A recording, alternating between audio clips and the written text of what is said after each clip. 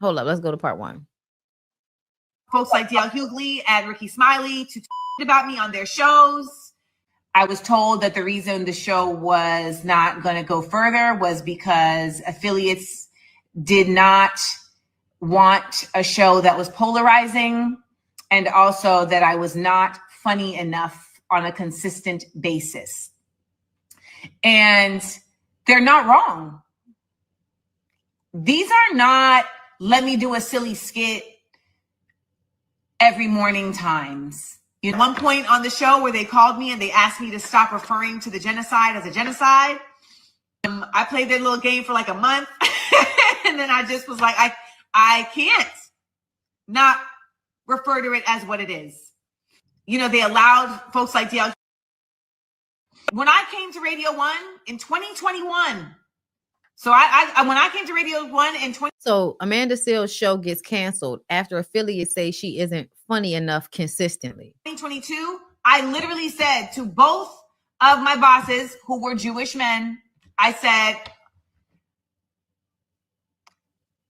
I cannot come here unless you're going to have my back when I eventually have to speak about Palestine, because I will have to speak about Palestine.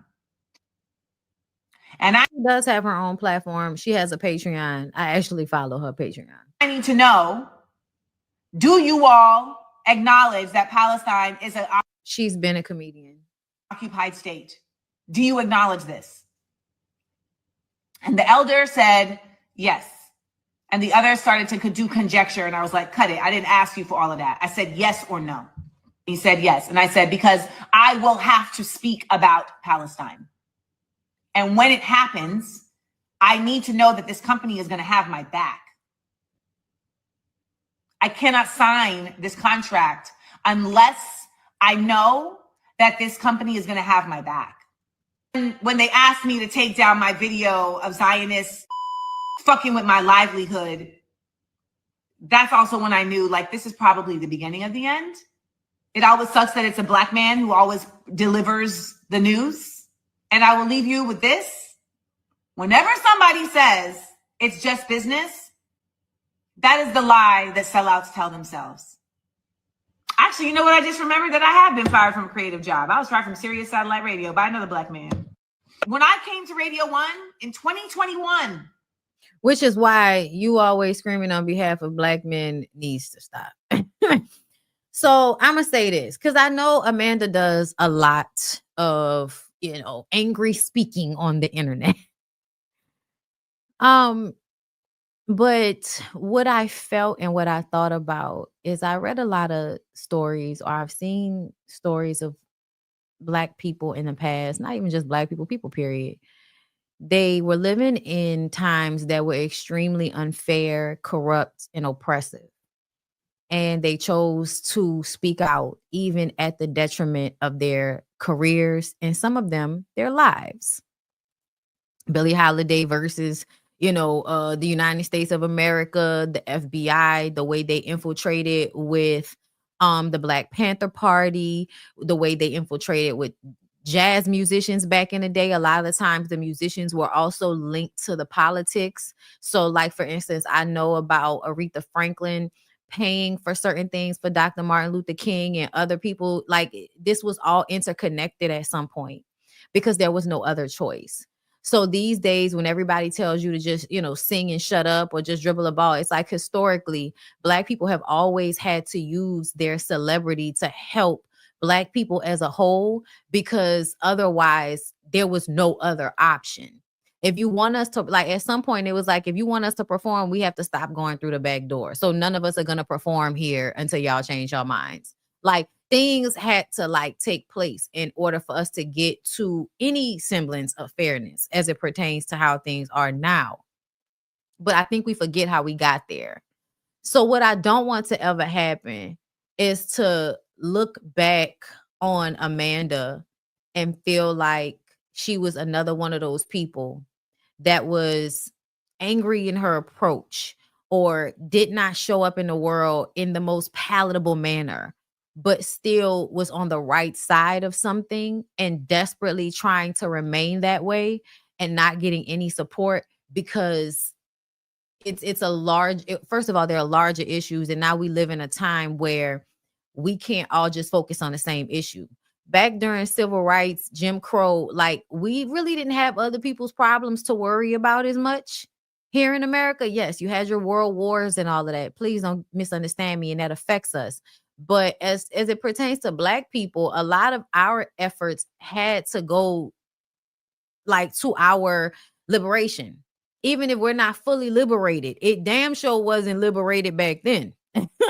So I feel like Black people period had to take a stance, because otherwise there were no other options. Like, you had to. Now I feel like they've done a good job separating us from that, also using it against us in a way that now makes it hard for us to even be that way, right? So whenever somebody, y'all was trying to keep a Black person, we can't listen to that. We can't listen to that, because at the same time, what ended up happening was, because we were trying to protect Black people from white people, we let Black people harm and traumatize other Black people. And so that now has to be dealt with. That's a trauma we still trying to deal with, the colorism and all of that shit that has, happened within our community. So again, when I think about how heavy things are right now, and if I'm being fucking for real, it's not everybody's plight to pick up, but for those who it is, like those who do feel passionate, those who do feel emotional about it and want to speak about it and are fighting for the platform to speak up for what they believe is right, without having people turn it into, oh, you support Hamas and all of that bullshit. Like, when essentially that they're literally viewing it the way they viewed the civil rights movement and how Black people were treated in America at a certain time to how the Palestinians are being treated in Israel. So there are parallels. And I don't know all of the information, you know what I'm saying? I won't pretend to. But what does give me pause from having the, oh, here go Amanda shit again. I don't agree with what she said so far. I can't have that attitude towards Amanda. I just can't. Because I feel like on some level, as weird and fucked up as y'all feel like Amanda can be, I think Amanda genuinely does care. And so I would hate to see her be one of those people in history who died poor or, never was able to be at peace because powers that be wanted to stifle their voice. Feel me? So I'm just saying, y'all, I have to be real with y'all. I have to be real with y'all about that whole situation. I have to really listen sometimes and can't just, oh, shut up, Amanda. No, because at the end of the day, like, somebody got to have these conversations. Fuck. Somebody got to talk about this shit. Right. There are genocides going on in Africa, Sudan, Congo, etc., but it's never the focal point for Black activists. It's weird. I feel like people have been talking about the stuff going on in the Congo, in the Sudan, but I always feel like because Black people are constantly being put through this, we sometimes put on blinders to issues that affect us, because it's like, this is happening everywhere. This is happening everywhere. And it just so happens to be the most prevalent thing right now. But that's not fair either. So I do understand what y'all mean by that. I do. Hey, Talia. Thank you for the super chat, boo. Hey, Bondi. And it is understandable for Amanda to be some level of upset, frustrated, angry when speaking on certain topics. It's mind-blowing the things that are going on and what motherfuckers are getting away with abroad and at home. Great point, son. Thank you so much. And I know you know something. Okay. Summer D, thank you for the super chat towards your massage. Thank you. Savannah Doll, thank you. Blondie, y'all know my name is Bondi, right? They did the same thing to Black women after we delivered their babies and taught them. I mean, very much so. Very, very much so. Fallon enslaved that boy. Marriage boot camp revealed her ass. They broke up. Why would he go and impregnate her and get back? At what point is Jalen a grown ass man deciding to be in a relationship with a woman? Like, at what point? At what point is he grown? But yeah, y'all, I'm gonna pray for Amanda, because I hate for people to be losing their livelihood or their way of taking care of themselves because they feel like they want to speak the truth and nobody wants to hear it. They want to hush over the shit. Okay?